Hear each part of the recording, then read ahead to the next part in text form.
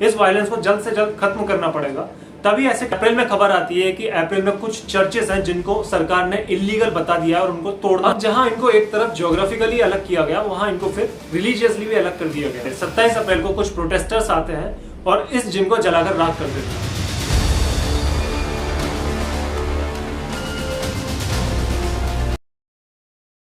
आज की इस वीडियो को हम लोग शुरू करेंगे एक सवाल से, क्यों मणिपुर जल रहा है।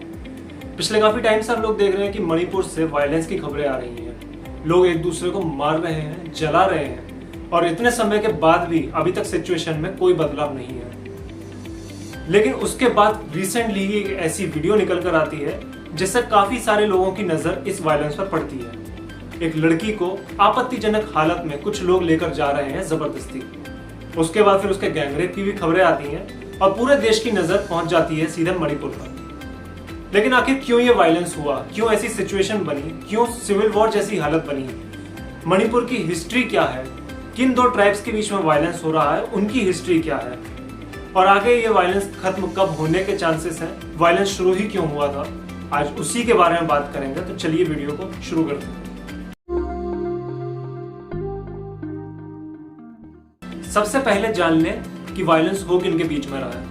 तो वायलेंस हो रहा है मणिपुर की दो कम्युनिटीज के बीच में, पहला कुकी कम्युनिटी एंड दूसरा मीटी कम्युनिटी। अब इनकी हिस्ट्री की अगर बात करें तो हमें जाना होगा 1763 में, जिस टाइम ब्रिटिशर्स बंगाल में पहुंच चुके थे। और मणिपुर म्यांमार एंड बंगाल दोनों तरफ से बॉर्डर शेयर करता है। अब मणिपुर के लोगों में जो मीटी कम्युनिटी थी वो मेन कम्युनिटी मानी जाती थी, और उस टाइम पर इनके ट्राइबल एरियाज यानी इनके फॉरेस्ट एरियाज में नागा कम्युनिटी रहा करती थी। अब मणिपुर में रहने वाली मीटी कम्युनिटी के लोगों को दोनों तरफ से खतरे थे, म्यांमार से भी और इनके ट्राइबल एरियाज से भी, क्योंकि नागाज इन पर अटैक करते रहते थे। अब जब वहां पर ब्रिटिशर्स इंट्रोड्यूस हो चुके थे तो मीटी कम्युनिटी ने हेल्प मांगी ब्रिटिशर्स से कि वो आए और इनकी हेल्प करें नागाज से। लेकिन ब्रिटिशर्स वहां पर नहीं गए और ब्रिटिशर्स ने वहां पर एक तीसरी कम्युनिटी को स्टैब्लिश कर दिया जिसका नाम रखा गया कुकी कम्युनिटी। अब ये कुकी कम्युनिटी इसीलिए एस्टेब्लिश करी गई थी ताकि ये मीटी कम्युनिटी को हेल्प कर सके, और आज इन्हीं के बीच में वायलेंस चल रहा है। अब इससे आप ये मत समझना कि ब्रिटिशर्स ने बाहर से कुछ लोगों को लाया और मणिपुर में एस्टेब्लिश कर दिया, ऐसा नहीं था। कुकी कम्युनिटी की हिस्ट्री, जो आज कुकी कम्युनिटी कहलाई जाती है, उनकी हिस्ट्री भी मणिपुर में 11वीं सेंचुरी से बताई जाती है, लेकिन उनको एक सेपरेट आइडेंटिटी ब्रिटिशर्स ने दी थी उस टाइम पर, और उनको नाम दिया गया था कुकी कम्युनिटी।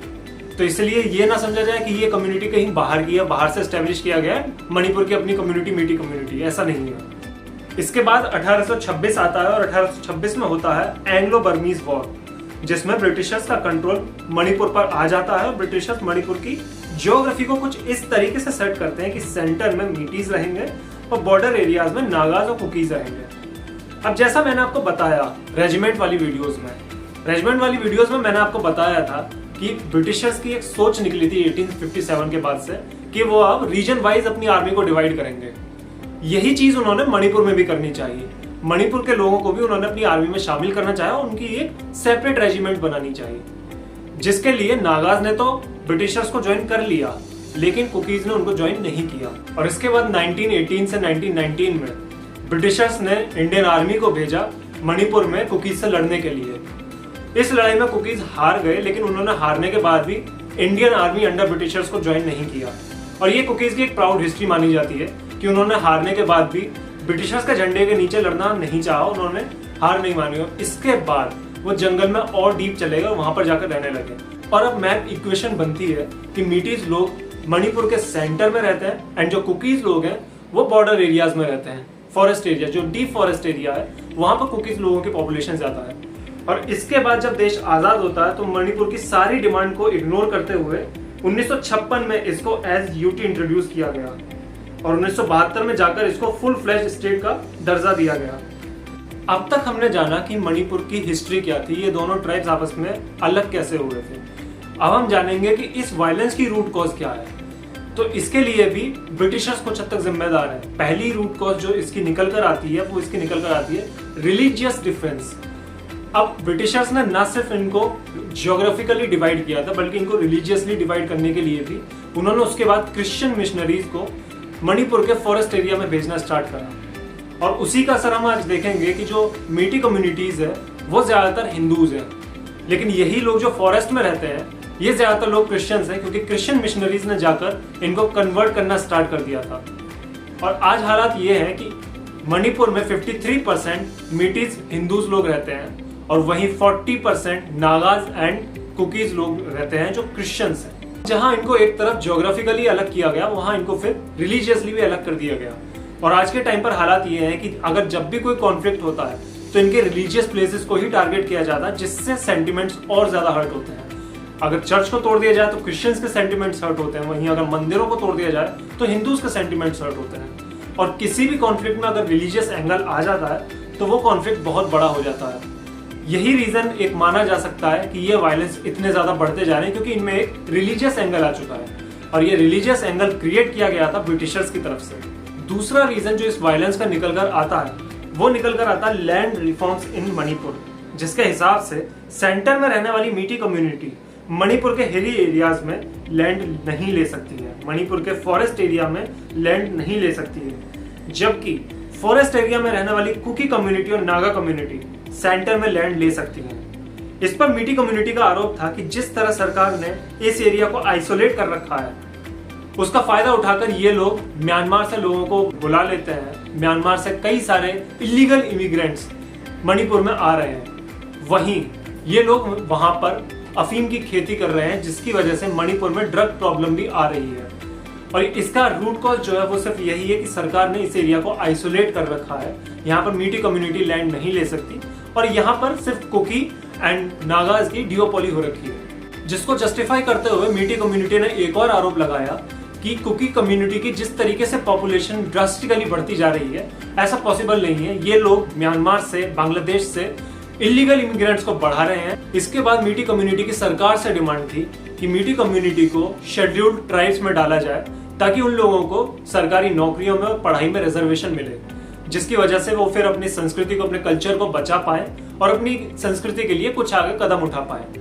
क्योंकि अगर इसी तरीके से कुकी कम्युनिटी ट्राइबल एरियाज में खुद को एक्सपेंड करती रहेगी, उनकी पॉपुलेशन इसी तरीके से बढ़ती रहेगी, तो जो नंबर अभी 53% ऑफ मीठी कम्युनिटी है वो नंबर धीरे धीरे चलकर कम हो जाएगा और मीठी कम्युनिटी मणिपुर में माइनॉरिटी बनकर रह जाएगी। ये डिमांड थी मीठी कम्युनिटी की तरफ से। इसकी तरफ से कुकी कम्युनिटी का जो काउंटर था वो लोग कहते थे कि अगर आप इनको पॉलिटिकल बेनिफिट्स दे रहे हैं, जो कि मीठी कम्युनिटी को मिलता भी है, काफी सारे एमएलएज हैं, 60 में से 40 एमएलएज ऐसे हैं जो मीठी कम्युनिटी को बिलोंग करते हैं। तो अगर आप पॉलिटिकल बेनिफिट्स मीठी कम्युनिटी को देकर उसके बाद भी उनको सरकारी नौकरियों में हेल्प करेंगे तो ये बाकी की कम्युनिटी के लिए अच्छा नहीं होगा। ये काउंटर था कुकी की तरफ से। अब मैंने आपको दोनों कम्युनिटी की तरफ से क्या पर्सपेक्टिव है वो समझा दी है। अब जानते हैं कि ये वायलेंस स्टार्ट कैसे हुआ था। तो मणिपुर से आने वाली शिकायतों के चलते सरकार ने फरवरी में एक कदम उठाया और फॉरेस्ट एरिया में होने वाली इंक्रोचमेंट को रोकना स्टार्ट कर दिया। उसके बाद फिर अप्रैल में खबर आती है कि अप्रैल में कुछ चर्चेस हैं जिनको सरकार ने इलीगल बता दिया और उनको तोड़ना स्टार्ट कर दिया। ऐसे टोटल 3 चर्चेस निकले थे जिनको तोड़ दिया गया था। उसके बाद फिर खबर आती है कि 20 अप्रैल को मणिपुर हाईकोर्ट ने सुप्रीम कोर्ट को ये रिकमेंड किया है कि मीठी कम्युनिटी को शेड्यूल्ड ट्राइब्स में डाला जाए ताकि वो लोग रिजर्वेशन ले पाए सरकारी नौकरियों में और अपनी पढ़ाई में, जो मीठी कम्युनिटी की डिमांड भी थी। लेकिन उसके बाद फिर आता है ये 28 अप्रैल का टाइम। लेकिन अगर आप इन 3 स्टेप्स को जाकर देखेंगे तो इन 3 स्टेप्स में आपको देखने को मिलेगा ये सारे के सारे कदम मीठी कम्युनिटी के फेवर में लिए गए थे। लेकिन फिर इसके 8 दिन बाद यानी कि 28 अप्रैल 2023 को मणिपुर के सीएम एन बीरेन सिंह को जाना था चुराचंदपुर डिस्ट्रिक्ट में एक ओपन जिम को इनॉग्रेट करने के लिए।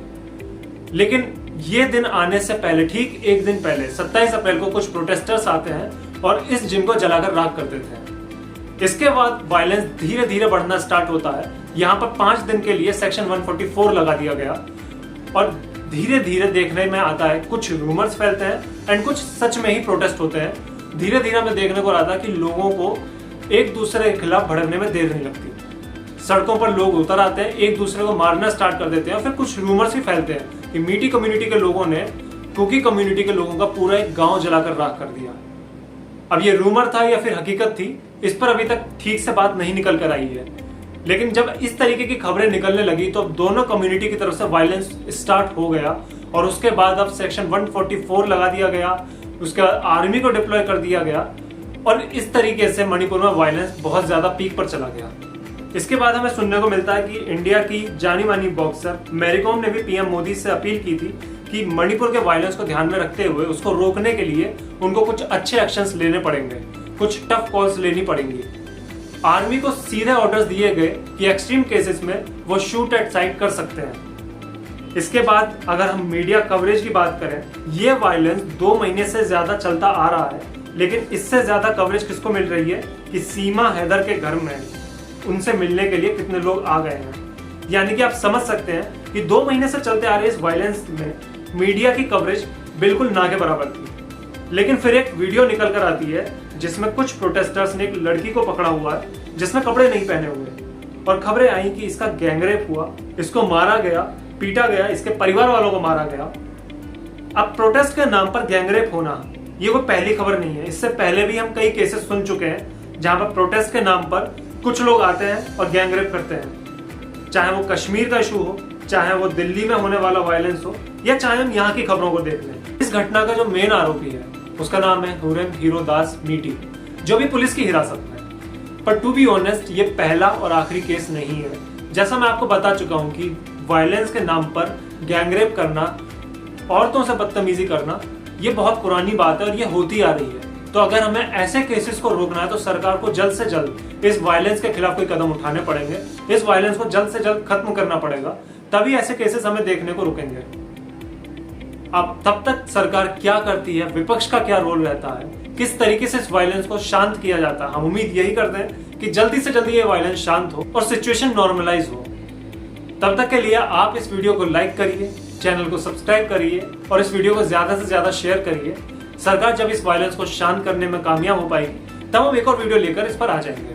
तब तक के लिए धन्यवाद।